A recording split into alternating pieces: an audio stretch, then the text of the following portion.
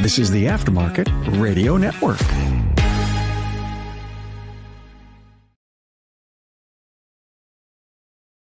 Welcome to another episode of Speak Up Effective Communication, the show for improving your communication, speaking, and leadership skills in the auto repair industry. I'm your host, Craig O'Neill, and in today's episode, today, I'm going to make a connection here between a conversation I have seen among some of my shop owner friends and connect that with some of the readings that I've been enjoying from Martin Luther King Jr. See, the week of this particular recording, we had Martin Luther King Jr. Day, Inauguration Day as well. And it's just one of those days, though, with the MLK Day. I always try to do a little bit of readings. I've always been fascinated by Martin Luther King Jr.'s communication style, his writing, his leadership skills. I think as a communicator is absolutely one of my go-tos for just something really refreshing in the world, and didn't disappoint. So living document, I'm going to make a connection here. I want to be very careful on how I do it. But before I go into this a little bit further, I'm going to introduce our word of the day. Our word of the day today is unfettered. Unfettered is the word of the day.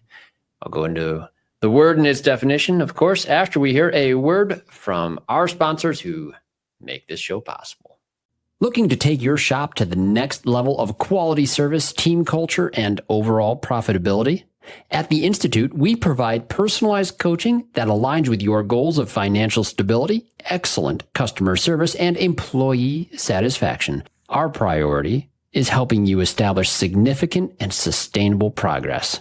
We work with you to create strategies that reduce the stress of running your business, improve your quality and performance, and optimize your profitability. Experience the benefits of professional coaching by visiting wearetheinstitute.com/business-assessment.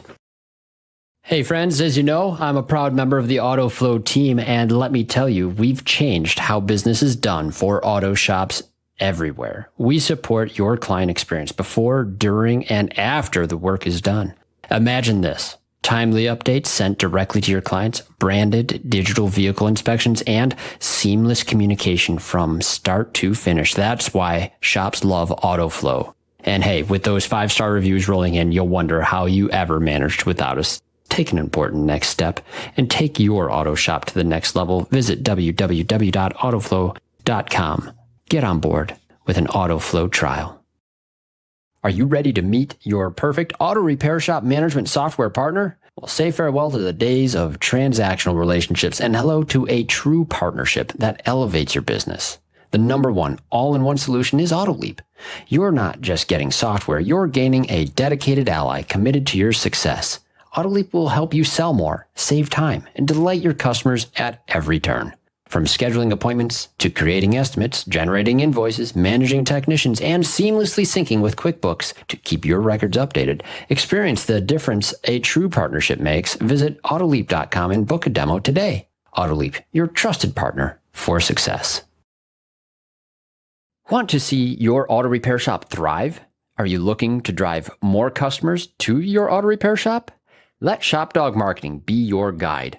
Our customer-first approach, combined with AI-driven creative content, ensures top rankings.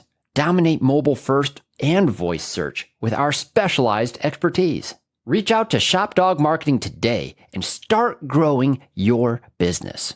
Don't miss out on this chance to boost your business. Visit shopdogmarketing.com.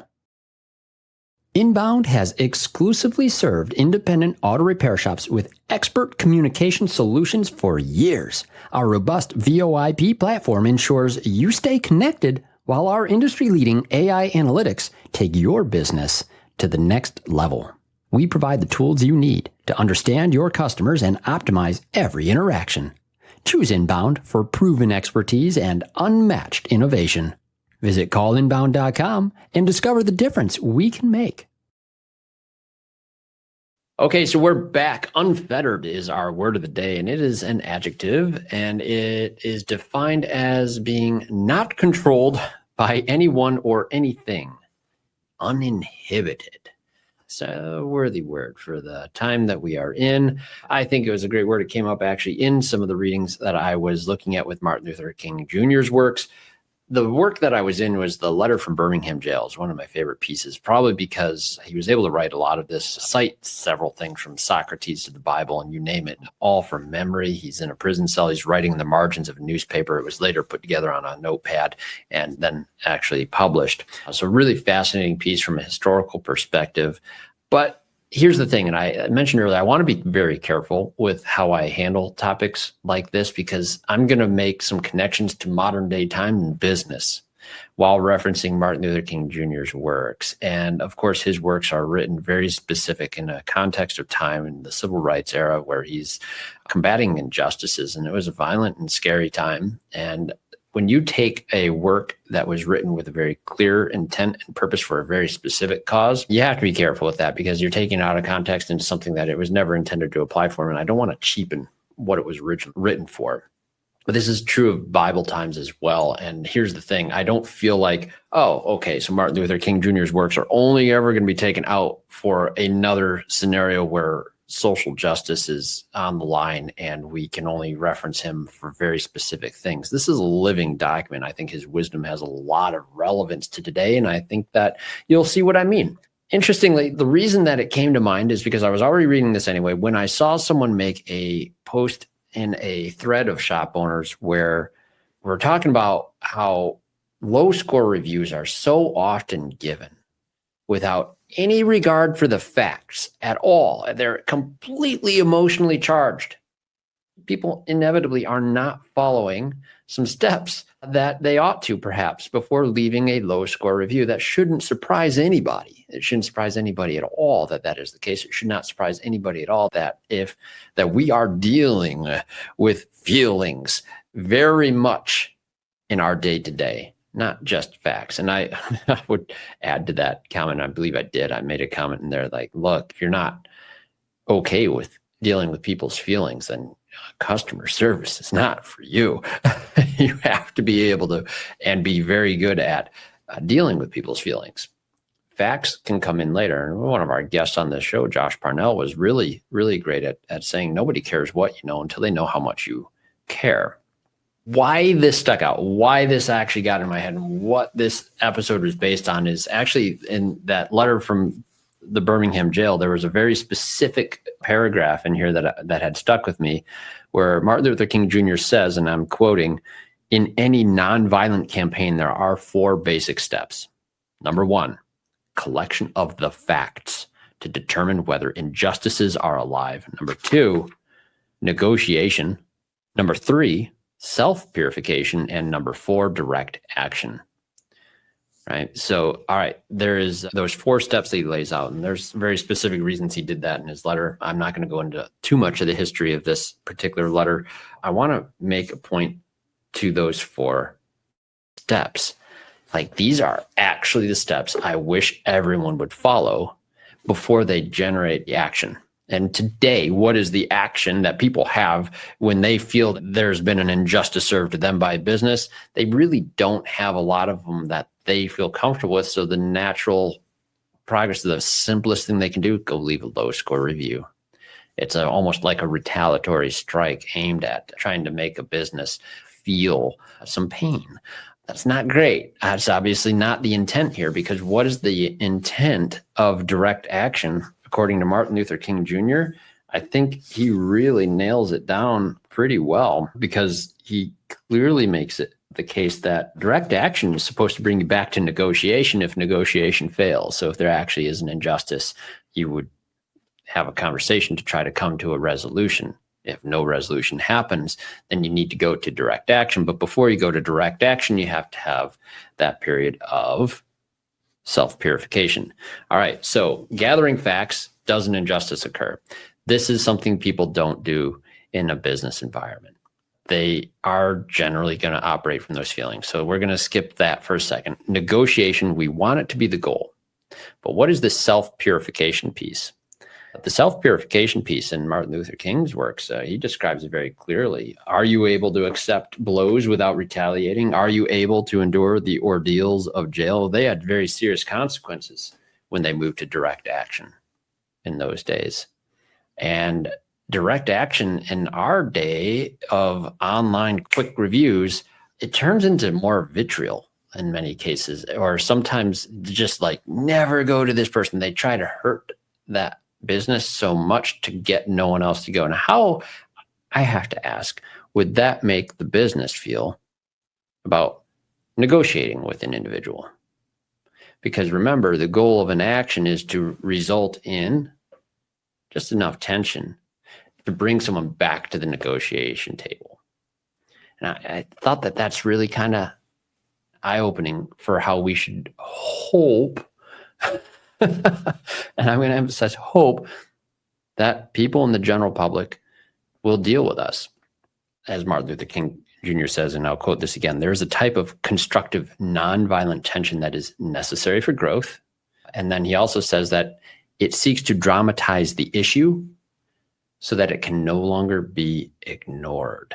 In a business sense, I always think like, this is all right. If a business is actually doing something that deserves a low score review, it deserves to be called out in the public's attention so that the business is then forced to deal with it. Is that what's happening in auto repair shops? The reality, unfortunately, is sometimes yes. And that is why the industry deals with a lot of the stigma that it still does. And I feel like a lot of us that have been in the professional side of it, we're dealing with like top percentage of the shops in this country. We do often forget that people out there have been or are being effectively screwed by some businesses or even, sure, auto repair shops. Is that the norm of the industry? Is that our standard? Absolutely, it is not the case. Are we dealing with the aftermath of the fact that, yeah, that was someone's experience somewhere? If it wasn't their experience, they're feeling like it. So the steps before a low score, they're not followed. And we have to be prepared for that. And I loved seeing some of the people commenting on that topic, because what we're seeing is like, all right, yeah, we are dealing with feelings and we have to get good at it. The steps before a low score may not seem like they're in your control. Oh, my friends, they absolutely are. They absolutely are. So here's the thing. In our world of business today, online reviews can and often do become a simmering source of stress for our staff. Deal with the general public for any length of time, and you will quickly encounter a scenario where you receive an unwarranted low score review. These are emotionally charged in many, if not all cases, and seldom do they seek anything more than to strike a retaliatory blow. But fortunately, usually in a nonviolent manner. But once again, this is one of those pieces where if you start diving into it, you could really have a lot of fun, because one thing that I'll quote again in Martin Luther's work on this very same piece is he says, Socrates felt that it was necessary to create a tension in the mind so that individuals could rise from the bondage of myths and half-truths to the unfettered realm of creative analysis and objective appraisal. So creative analysis here, I'm just going to go ahead and say like, hey, these situations, they cause us some tension. That tension is really, really a healthy thing. Our businesses shouldn't be paranoid about a low score review. They shouldn't be on the edge about what someone who's just missing like major pieces of knowledge. But we can shore up our processes to make sure that we're identifying these things before they happen, and we can create that environment where they do feel like there is a sequence towards a resolution if a problem comes about. Guys, you have to teach people this sort of thing. Martin Luther had to teach people these sort of things. This is something that gets taught in the world. So when you're teaching people how to do business with you, you have to be acknowledging to the fact that something could go wrong and we want to make it right. Is your team actually communicating that to people?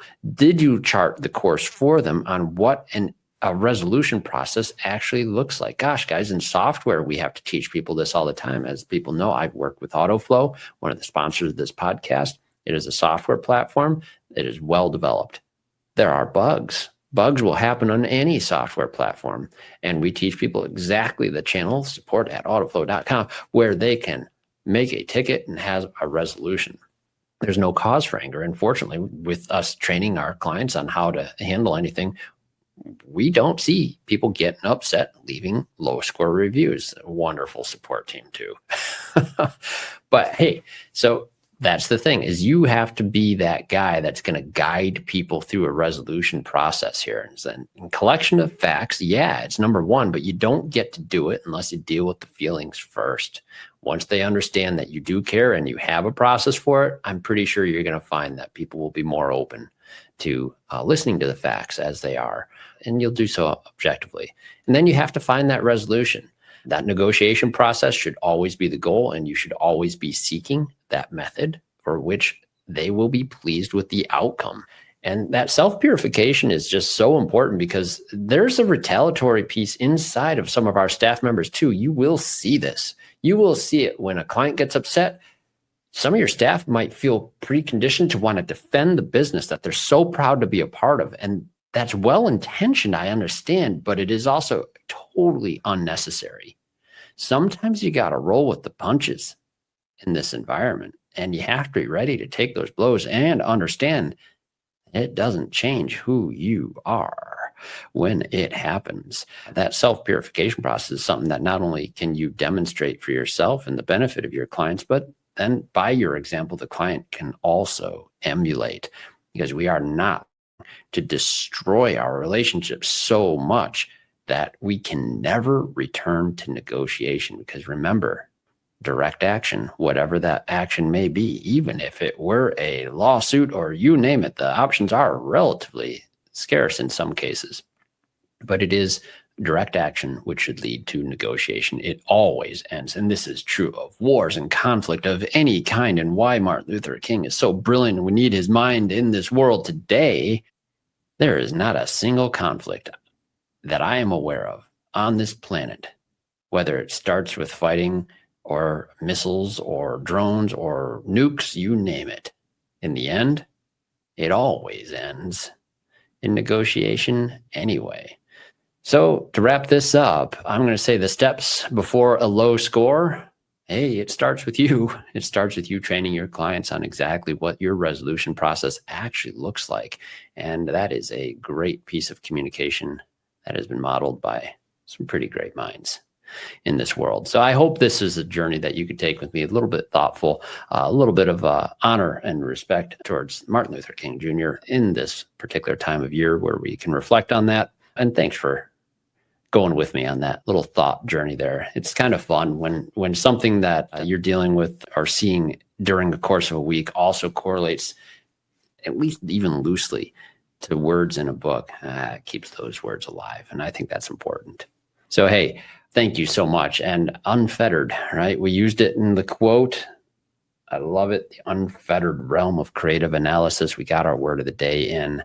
Now, I will also say, if you have any topics, if you have any comments, questions, or you have a quote you want to share with me on any of your favorite Martin Luther King quotes, hey, I love that sort of talk. You can reach out to me, speakup@craigoneal.net. Always happy to hear from you and your ideas. If you want to join me as a guest on the show or speak up about something yourself, that is the channel by which you reach out. And I will also invite you to remember to listen up to the other shows on the Aftermarket Radio Network, Carm Capriato's Remarkable Results Radio, show that started it all. Diagnosing the Aftermarket A through Z with Matt Fonslow, Business by the Numbers with Hunt Demarest, the Auto Repair Marketing Podcast with Brian and Kim Walker, and the Weekly Blitz with Coach Chris Cotton. All wonderful hosts. Can't wait to see some of them. We still have more conferences and events coming up. Hope to see you there. Be sure to say hello. Thanks again to our sponsors. Thank you for listening. Now get out there, listen up, speak up, and read up with some great minds. Thanks. You've been listening to Speak Up, Effective Communication with Craig O'Neill on the Aftermarket Radio Network. Follow Craig on your favorite podcast listening app and on his YouTube channel. Let him know what you'd like him to speak up about. Craig is all for advancing the automotive service aftermarket.